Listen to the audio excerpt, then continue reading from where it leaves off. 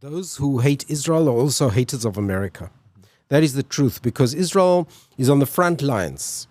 The real battle in the world today is the battle between moderates and extremists and radicals. And Israel is in the same camp with the same values, Judeo-Christian values of the United States. And we uphold these values.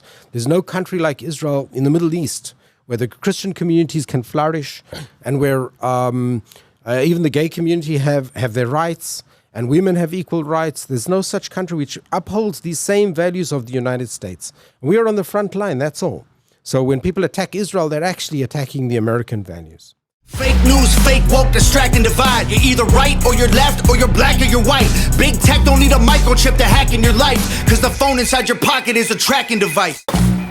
Well, welcome everybody to this episode of Our Watch with Tim Thompson. So glad to have you today, and I'm extremely blessed to have a very, very special guest with me here today, straight from the Israeli Consul General's office, the Israeli Consul General himself, Dr. Hillel Newman. Dr. Newman, so good to have you on the program today.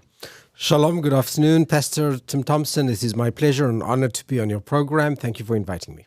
I can't tell you how blessed I feel to have you here. You know, I've had you on other programs that I've done, his channel doing the news with Tom Hughes, who is my pastor, and I just feel so blessed to know you and be able to call you friend. It is my pleasure, and I was in your church today, and I witnessed a true, genuine friendship, and that is due to your leadership and my deep appreciation to you and your community for standing for what is right and just in life. Well, thank you so much, and we feel the love and friendship from you as well. So grateful for that, and I'm honored to have you here at the studio today to talk about what's going on with Israel, the American-Israeli relationship, and give the people just an update as what's going on. And we've got a few questions we want to talk about. Of course, Ukraine's a big topic right now, and Israel's humanitarian aid to Ukraine. What is it right now that Israel is doing in that situation? Well, the situation between Russia and Ukraine, of course, is a tragic situation. We have millions of people who are under threat. And Israel feels for the Ukrainian people who are under threat. Israel has already transferred more than close to 200 tons of humanitarian aid to Ukrainian people. And we were, I think, the one and only country that opened up a field hospital on the ground, on the border of Ukraine, so that every Ukrainian citizen who felt the need could come and get medical care. We treated thousands of Ukrainian citizens at this medical field hospital. We have also absorbed more than 25,000 Ukrainian people, majority non-Jewish. You know, very often people think that Israel only takes care of the Jews. It's not true. We absorbed, as I said, close to 25,000 and majority non-Jewish, and we've absorbed them into, given them safe sanctuary in Israel. So we truly care for the Ukrainian people. We have sensitivities also with the Jewish community in Ukraine and in Moscow, which we have to be aware and care for. But our heart goes out for the people who are suffering in this plight. Yeah, it really is a tragedy what's going on. It's awesome to hear how much Israel's doing to step in there and bring some stability, bring some peace, bring some comfort. Really, truly a blessing to the world, just as God said the Jewish people would be. So it's really neat to see that. One of the big topics for my audience, of course, I talk about politics in the Bible, but as it pertains to prophecy, what does the Bible say will happen? What are things we're supposed to expect? And one of the things that we're expecting as Christians is we're expecting this agreement to bring peace. We're looking for a 7-year peace treaty, but we saw something really very interesting during the Trump administration, and it's carried on to even now, is the Abraham Accords. Can you give us an update about the Abraham Accords? How are things going with that? Are we seeing more countries being added to that? Sure. The Abraham Accords was amazing. It's ushering in a new era in the Middle East. Israel, under the Abraham Accords, signed a normalizing of relations with an additional 4 Arab states. Morocco, UAE, Bahrain, and Sudan. And the relations are flourishing. I think the most notable aspect about it is that more than 300,000 Israelis have already visited in UAE and Bahrain since the normalizing of relations, which just shows how the Israeli people are embracing these accords and want to open a warm relationship with the people of UAE and Bahrain. Israel, since its reestablishment in 1948, extended its hand in peace and friendship to the entire Middle East, including all the Arab and Muslim states. Their response was total rejection, what we know is the resolution of the three no's. No recognition of Israel, no talks with Israel, no even any idea of compromise with Israel. So they rejected the existence of the State of Israel, and that was the end. Slowly, with time, they've started to understand that Israel is here to stay. I don't know whether it's biblical in their eyes. In our eyes, it is biblical. In my eyes, for sure. We see it as a miracle come true. I mean, we not only survived, but we prosper. And they now see the benefits that they can get from Israel. They also, I think they were under fear of the radicals in the region, like Iran and others. And they understand that from Iran and the radicals, they won't get any benefits, but from Israel, they can get tremendous benefit. So we're moving forward. A lot of agreements have been signed. There's a lot of tourism between the countries. Things are moving in the right direction. And at last, they've understood that Israel is an ally and not an enemy. Right. You talk about the benefits that they can receive from Israel. Of course, we look at the advancements in technology. Israel brings some incredible technological advances to the world on a world scale. And they've been, and I talked about this at church, I talked about the fact that the adversity that has come your way has caused you as a people to be very innovative. You've come up with some incredible solutions to some very, very complex problems. And in the midst of doing that, it's been a blessing to the entire world. Can you talk about some of the innovation that's going on in Israel right now? Sure. You spoke a little bit about what drove Israel in the direction of innovation. And you mentioned adversity, which is true. From the reestablishment of Israel, we were faced by enemies and we had to prevail. And we did this with technology. The second aspect which I would mention in this context is, Israel was blessed as the land of milk and honey in the Bible. But we were not blessed with gas and oil. And our neighbors, our wide-range neighbors, if you look at UAE, Saudi Arabia, they're so blessed with natural resources. And we thought at the beginning that perhaps it's a curse, that the people of Israel were not blessed with these rich reservoirs of energy. And today we know that it's a blessing, because the world is going in the direction of innovation. That is the direction of the world. Each one of these states knows that energy resources will end. And at some day, who knows, even tomorrow morning, someone can invent something which is more beneficial, more commercial than gas or oil, and their economy will collapse overnight. And therefore, they seek the innovation from Israel. And for instance, UAE that we mentioned before, the Abraham Accords, UAE has put down a foundation of $10 billion of innovation with Israel because they want the innovation from Israel. Now, in general, the innovation coming out from Israel has changed Israel into a global leader in these aspects. It touches every single field of life. It applies itself in every field, whether it's agriculture, whether it's medicine, whether it's even automobiles. I just mentioned that Israel always failed in the automobile industry. We tried to invent an automobile, which was a total failure. And we said we'd leave the automobile industry. We have no interest there.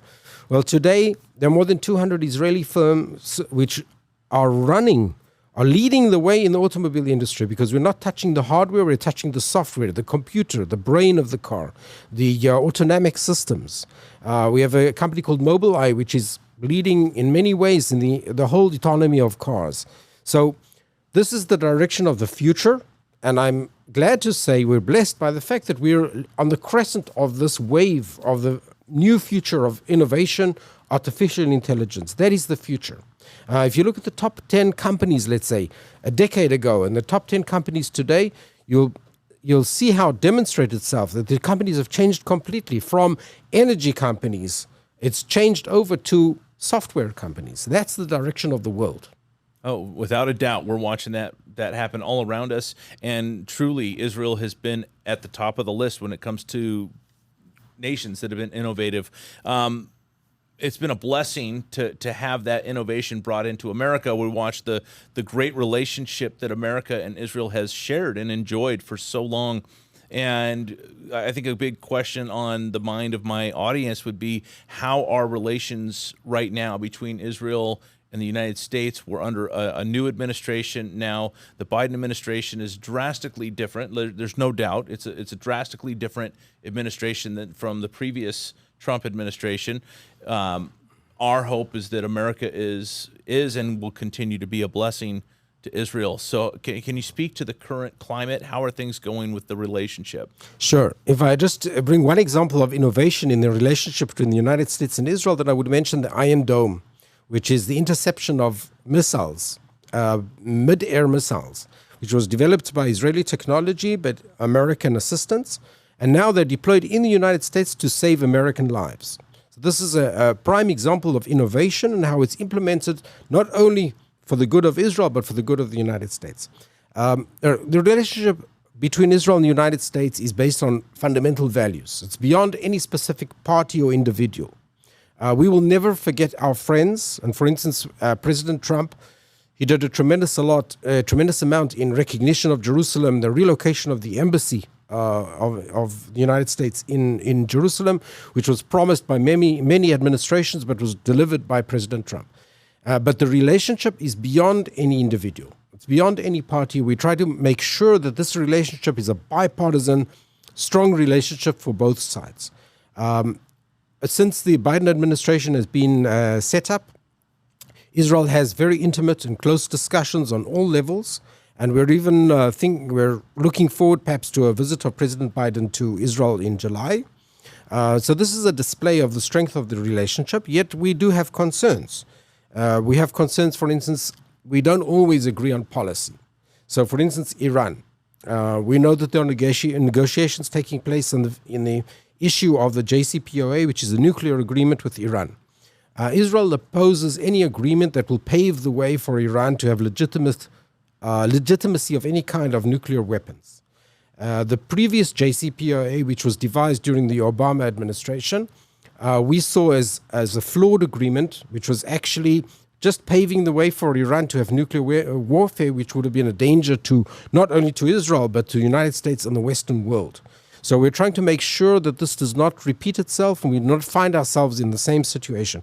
So we have concerns. We also have concerns that we see that there are fringe elements in both parties, on the right and the left, the conservative and the liberal people in the United States, where they're anti-Semitic or radical in their views. But we see a further erosion with the progressive left, radical left, where we see, for instance, even congressmen and leaders in communities who attack the relationship between Israel and the United States. And that's of deep concern because I think most people in the United States know that Israel has no better ally than the United States, but the United States has no better ally and friend than Israel. Right. And this relationship is for the good of both peoples based on fundamental values. So those who go out against this relationship are endangering the good and the well-being of both the American and the Israeli people. Yeah, I think a lot of people don't consider that. They don't think that all the way through. Yeah. Especially when you hear the rhetoric from some of the members of Congress, and by and large, we have a lot of good support from Congress for Israel. Yes. As you know, I'm the Southern California Outreach Pastor for APAC, the American Israeli Public Affairs Committee, and we see really good bipartisan support. But when you get that rhetoric, that's the anti-Semitic, anti-Israel rhetoric coming from certain members, and there are people in our communities that hear it and they don't condemn it right away the way they should. I don't think they've thought that through, what that may end up meaning for America.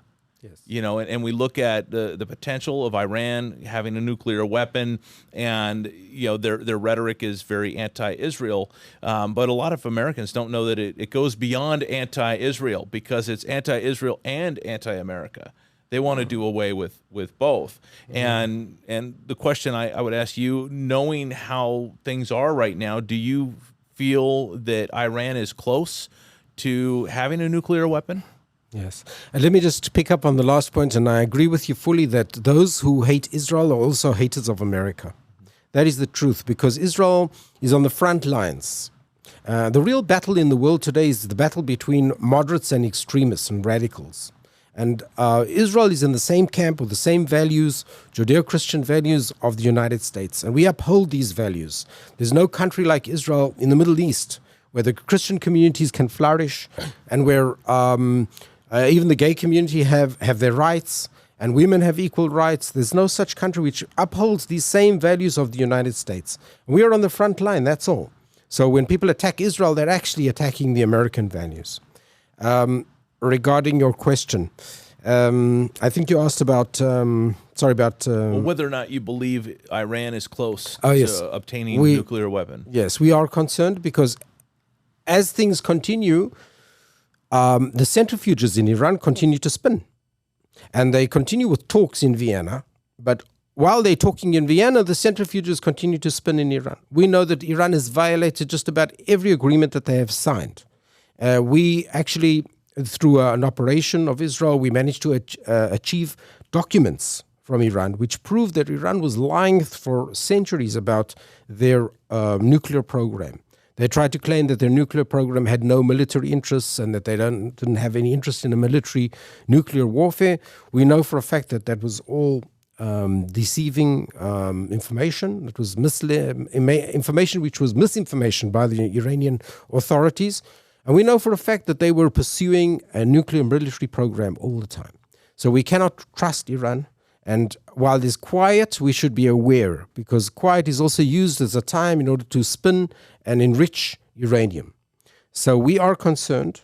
A further addition to this aspect is if an agreement is signed which in any way enables them, gives them legitimacy for their nuclear military program. So we are aware, if you ask what is going on, if you follow the news, then you see that things are happening in Iran all the time.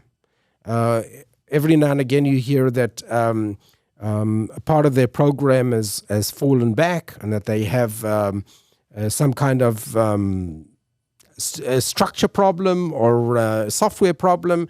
So you can understand that forces are working all the time in order to try and bring obstacles to their program and prevent it from flourishing. But in the end, they have the know-how and they can move forward. So we must, with a combined effort of the international community, block this nuclear program. So with the combined effort of the international community, that leads me to another question about that. What is Israel doing to stop this from happening, stop them from obtaining the nuclear weapon, and is America assisting you?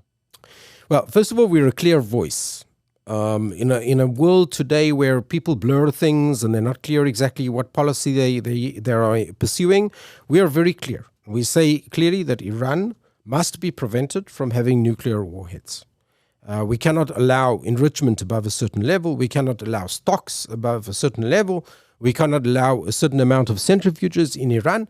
And we have said that no matter what deal is signed, we will look at the situation and make sure that Iran does not have a nuclear weapon. And Israel will do everything in its capability and its power in order to prevent that.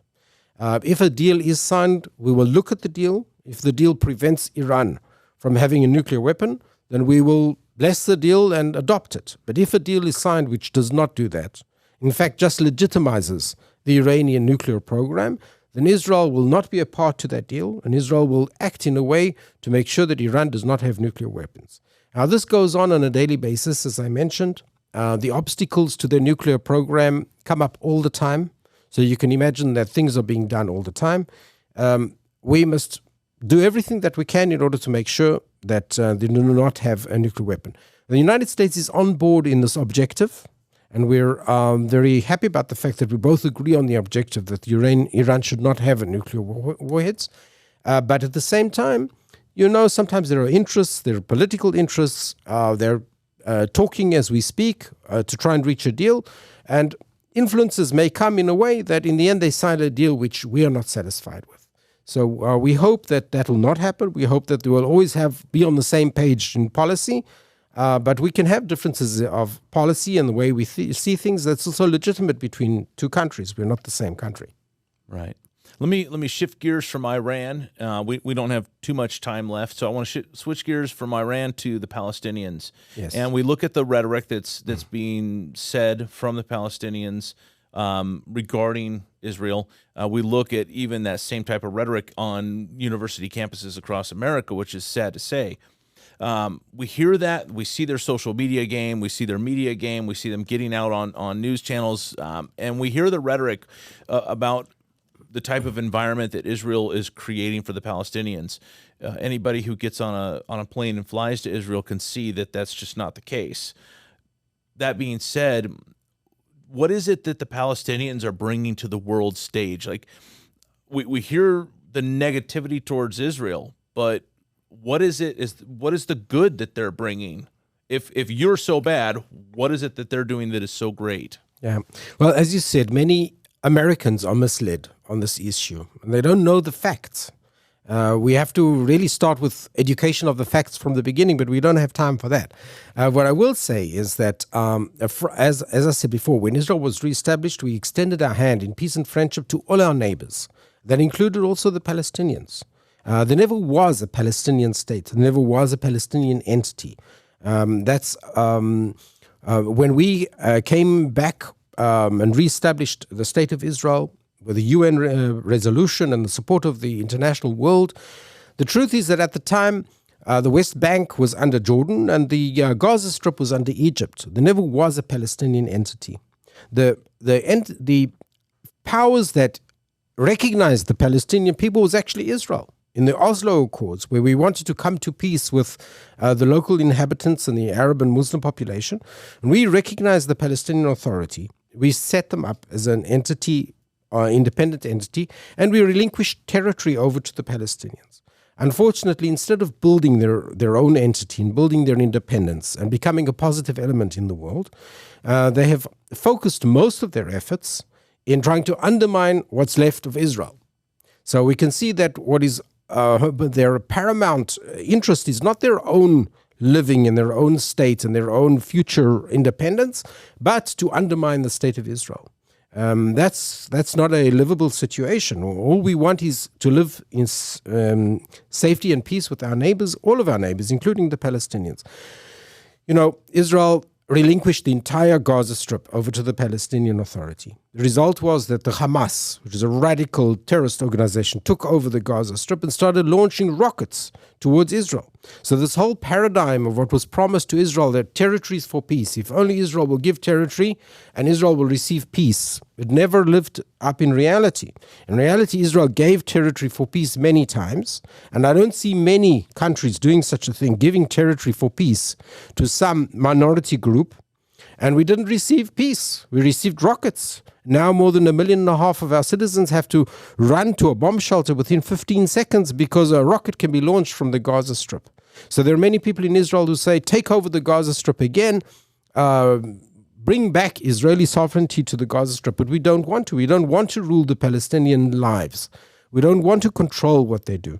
So our dream is that one day the Palestinian people will understand that in their best interest is to come to terms with the State of Israel, recognize the existence of the State of Israel. The problem is not the recognition of the Palestinians. The problem is the recognition of Israel by the Palestinians.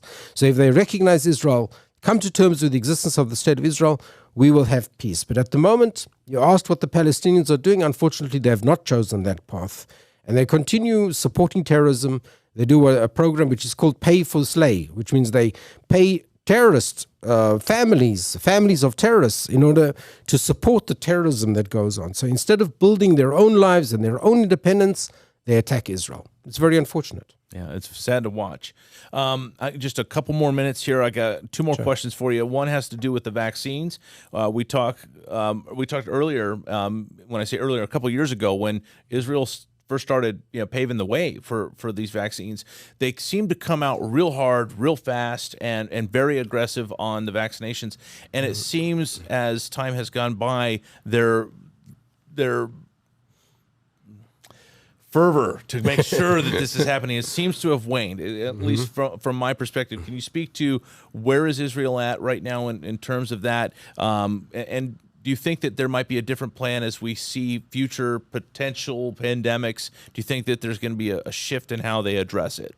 Sure. Well, Israel never took this as a political issue. I know that in the United States it's become a political issue in many ways. In Israel, it was not seen in that way. It was regarded as a scientific issue, and we based ourselves and our policy on what the scientists say. Now, our Ministry of Health strongly recommended that the people of Israel should be vaccinated. So that's the policy that Israel took, and Israel was very strong about it. Israel was one of the first countries to acquire enough vaccinations for the entire population of the state of Israel, and we executed the vaccinations, all those who wanted, not forced on those who do not, but our recommendation was that everyone should be vaccinated. Now, we're in a situation where most of the people of Israel have been vaccinated even 3 times. And that is why Israel has the feeling that we can now open up. Israel was also one of the first countries to open up. The internal domestic economic market was opened up already quite a few months ago, even before the United States, before California opened up. We opened up because we had the feeling, and that was also the recommendation of our Minister of Health, that now that people have been vaccinated, they have an inoculation, they can stand by it, and there'll be less deaths. Our understanding is that the more people have been vaccinated, even though they may get the sickness will not deteriorate to a life-threatening situation. So we all heard about the ventilators and how people needed ventilating, and in the end, many died. Our feeling is, or our understanding is, that with vaccinations, the probability of it deteriorating to a life-threatening situation is much smaller. That is why Israel has now totally opened up, and we don't have any demands now anymore on people who visit Israel. People can visit Israel freely. We don't even have a test anymore for people to visit Israel. In the past, there was also a requirement from the United States to have a test before they return to the United States. That has also been cancelled. Regarding future pandemics, we will always work according to what the scientists tell us. In Judaism, we have a rule which says you must trust doctors in their professional advice. So we follow the doctors. If the doctors say that in a future pandemic, let's say they say you need vaccinations, we'll most probably follow the same line. Our understanding is that the vaccinations did help, and they enabled the market of Israel to open up. All right, so talking about tourism, last question. Is it safe to travel to Israel now? Should people start taking trips? Well, is it safe to walk the streets of New York? I would say it's look, no one can guarantee 100% of anything, but Israel is now one of the safest places, I think, to be in the Middle East in general. And if anyone who visits Israel will see the freedom of the individual in Israel, the wonderful blend of modern with antique. You walk the streets and you live the Bible. The blend of cuisine. You have a cuisine in Israel which is a mix of Eastern European and West European and Russian and North African. It's amazing. I even the had food. tacos last time I was there. Yeah, you have that too. So, I heard you speaking today that sometimes it's more dangerous to travel to LAX airport than to travel in Israel. So dangers you have everywhere, you might have everywhere, but in general, Israel is a wonderful, vibrant democracy and a wonderful place to visit. It's the one and only Holy Land where you walk the streets and you feel the Bible. Yes, amen. Well, we're grateful for Israel. We're grateful for you. I appreciate you coming out, being on the program today. I appreciate the update. We're going to continue as me, my family, my audience. We want to just continue to pray for Israel, the peace of Jerusalem, and so grateful for you. So God bless you, and thank you for being here. Pastor Tim Thompson, thank you so much for inviting me. May the blessings of Israel be on you and your community, and may we all see good health, prosperity, and success in our work. You're doing wonderful work, tremendous leadership, and I praise you and commend you for that. Thank you. Thank you so much. Thank you. And I just want to tell my audience, we are going to Israel in March of 2023. I would love to have you on that. I'm telling you, it's going to be a blast. You want more information on how you can sign up for the trip to Israel, just take a look at the comments. We'll have the link there, and you can go to lovetotravel.com and sign up. You are going to have the trip of a lifetime, March of 2023. So that's all we have, all the time we have for today. Thank you for joining us on Our Watch with Tim Thompson. We will see you next time.